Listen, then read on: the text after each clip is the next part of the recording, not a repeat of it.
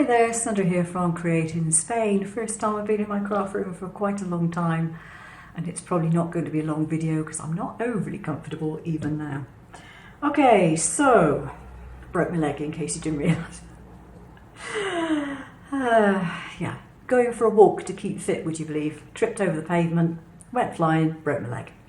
Right, so I'm in Procreate and I'm using my stencil template that I posted on my Facebook groups a little while ago. The whole idea of this template is that it's a layered stencil, so you can make as many layers as you wish, pile them up on top of each other and do whatever your heart's desire. So you notice that this particular shape has got, and it's a 15 centimetre square one, this one, has got dots in the four corners, and that's so you can line it up when you finished it. So if I come into the layers panel, what I want to do is duplicate this for as many colours as I require. Okay, now I don't have to use them all, but I've got them there. Now this bottom layer, I'm going to switch it off so you can't see it, and I'm going to lock it. That just keeps it safe, out of the way. You can't see it, but it's there in case of emergencies. It's a fail-safe way of keeping your base protected. Whatever I do to this, when I close it out, that layer is still going to be there, and I can open it up and duplicate it or whatever. It makes life a lot easier if you don't have to worry about that. And I'm going to switch off all but the bottom layer, which is this one. I do not have a background colour. This is where you would have a background colour in, so that would be white in this particular case. I don't want it. I don't need to see it. I'm using the transparency of PNG, so I don't need it. Since I'm not actually going to be printing this, it's going to be cut out. It makes no difference at all what colours I apply. As long as it's a solid colour, I'm good to go. Now you notice on this particular one, I've got some guidelines in, and these are accessed via the wrench and the canvas button, and it's known as a drawing guide. If you go to edit drawing guide, which is below, you can change the options. I want a radial one at the moment because I'm doing a radial design. Pretty straightforward. Click on done, and that's my setup. So because I've got that on, each of these layers has got an assisted mark underneath it. You can see they're all assisted. If that assisted is not there, then you're not doing assisted drawing, and you need to be a bit more careful about what you're doing. Next thing to do is to choose a pen to work with or a brush. They're all called brushes, even though some of them are pens. And in this particular case, I'm on the calligraphy section and I'm going to be using a script brush. Now you can see what it does. When you press harder, you get a thicker line. It's a really nice one. I can see what size my brush is. That I think is pretty much okay. Just do that. Now this is where you adjust the size of the brush up or down. And this one here is transparency. We do not need to worry about transparency at the moment, but that is roughly, I think, where I wanted it. And so if I draw just one stroke, I've already got a pattern. If I put some more strokes in here, I've got even more of a pattern. So that might be my first layer. Okay. Now you notice these are a little bit, well, they look hand-drawn, and that's fine because maybe I want that effect. If I don't want it to be hand-drawn looking, what I can do, draw my line, hold it in place, and then it straightens it up. Okay, so if you draw and hold, it'll straighten. As long as you have that option set in your software, which is under preferences. So I'm going to take that away. So I want to draw on this layer. So I check that to make sure that it's actually switched on. You could be able to see it. And maybe this time, maybe I want to do it that way. And do another one. Make that one a bit straighter. There we go, there's another layer. And switch the next layer on, go to the next layer, choose a different colour again.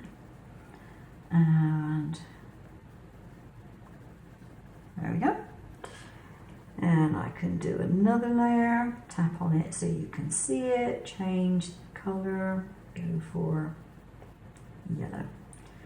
Now what am I going to do this time? I'm going to go for a shape. So in here somewhere I've got shape. Here we go, shapes.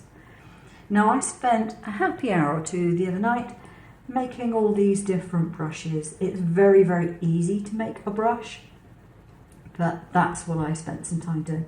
I'm going to go for this one. No, actually no I won't, because it's not a solid cutout. That's no use for stenciling.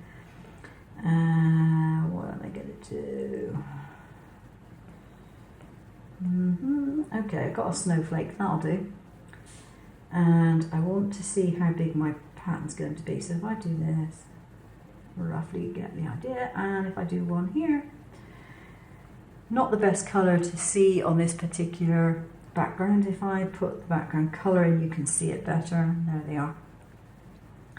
But it's been done. So I've now got the snowflake there. Now, if I want to move that around, what I need to do is to make sure I've got my layer switched on. I can come up to this S here, and I can do a freehand selection of something that I want to move. Then go to the transform tool, the arrow, and I can actually move that around. Okay. If I wanted to move all of them in one go, I would simply just select the actual layer, just the whole layer. But I could move them individually should I want to. I don't really want to move them. I'm going to delete that particular layer because maybe I decided I don't want it, so I swipe left and just go to delete. What have we got? Plants. What do I got under plants? Just want something very, very simple. Okay, so I've got a flower here, for example, and make that smaller and put a flower in. So all my different designs are on the different layers, and it's really, really simple to make that so that it exports as individual layers. You come over to the wrench and you go to share. Now at the top part of here we've got share image, and that will export the entire pattern, the whole page. But underneath we have share layers, and we have share layers PNG files, and that is what you want to choose. And when you export those and you send them to wherever it is you're sending them to, saving them to, whatever you're doing, you will get the individual layers of the design, which means that your stencil is fully made. The other thing I was going to show you is how to make a brush in the first place. Now, to make most brushes, what I do is I select one of my favorites, which is, there it is, and I go for a fixed width, smooth operator or monoline, whatever. Just go for monoline, doesn't make much difference. And I will go for a white brush. So if I go to the disc and I go right to the top, double tap, I'll get white. So I've got a white brush. I'm going to go to my gallery, and I'm going to go to this one which is labelled as Untitled Artwork. It's 3000 pixels by 3000 pixels, and this is my basic brush template with a black background. You want the black background on there. So if I come in here, you can see I've got nothing on here, no guides, no whatever. But say I want to do a template of a leaf, for example, for a stamped image. It's very, very easy. I can draw my leaf design, whatever shape I choose, like so. I can fill that with white.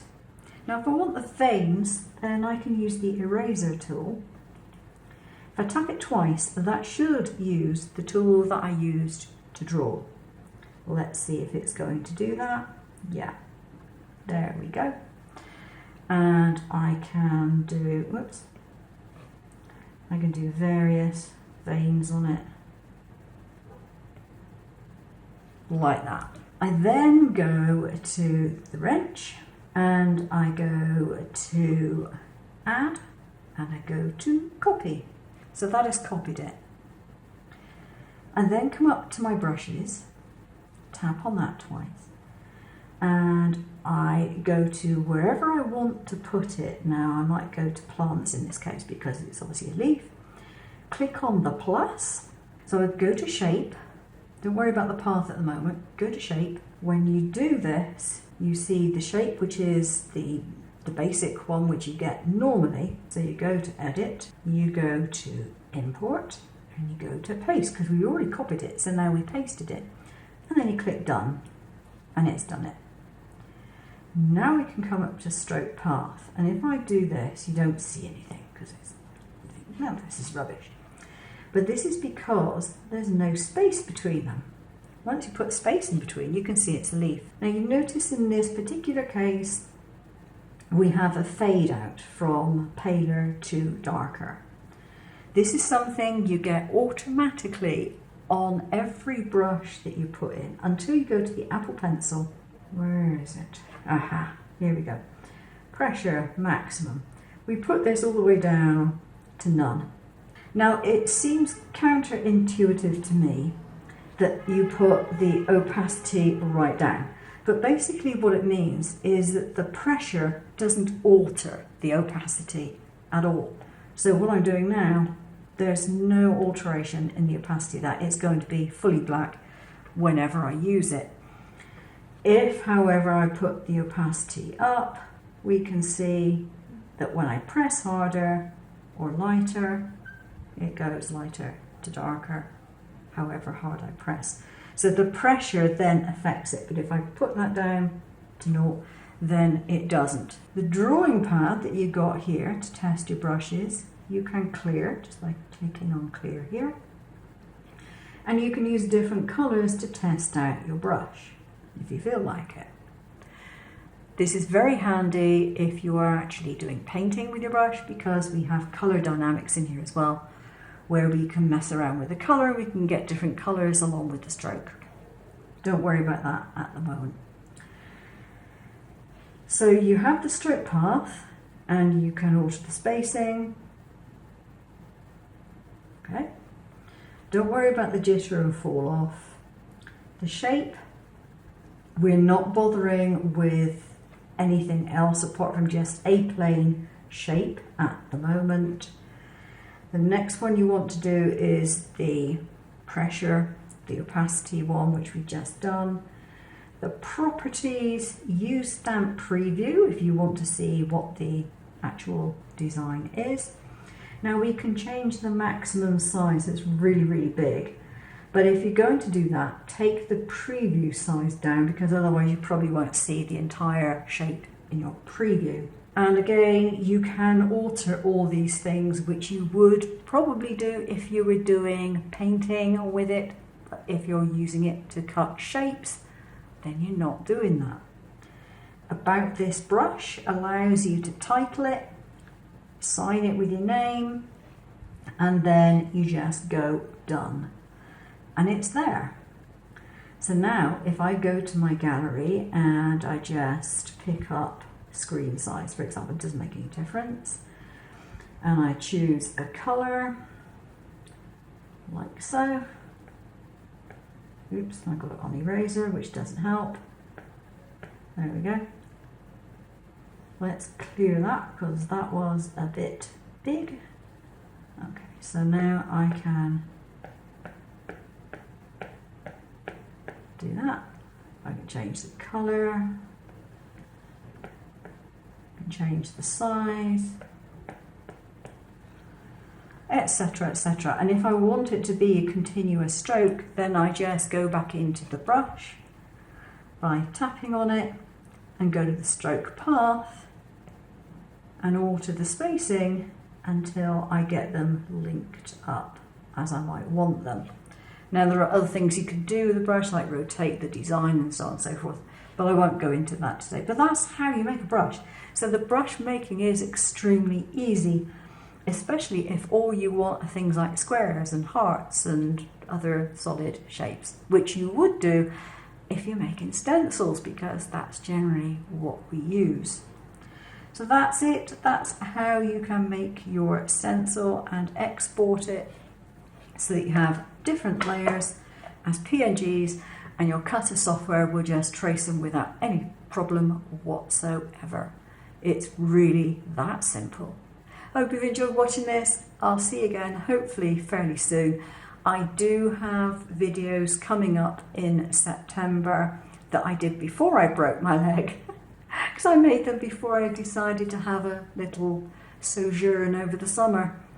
So I've got a month's worth of videos already made, so there will be something on a weekly basis through September.